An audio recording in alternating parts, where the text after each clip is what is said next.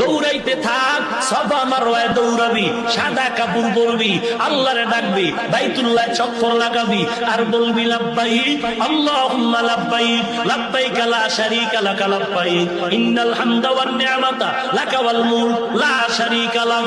ও মালিক, তোমার গোলাম তোমার দরজায় হাজির। দেখো সাদা কাপড় পরে ফেলছি, কবরের সূরা দইরা ফালাইছি, দুনিয়ার কোনো চিন্তা নাই, দুনিয়ার কোন পোশাক আমার গায়ে নাই, দুনিয়ার একটা কালো সুতা আমার মাজায় নাই। ও মাওলা, আমি তোমার পাগল হইয়া সাদা কাপড় পরে এখন ঘুরতেছি।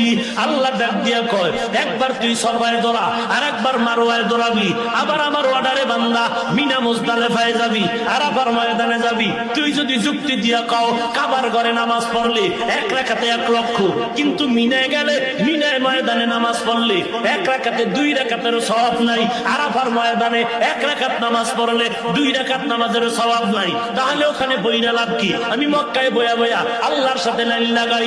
আল্লাহ বলে চালাকি করলে হবে না। ওরে বান্দা, তোর যুক্তি দিয়ে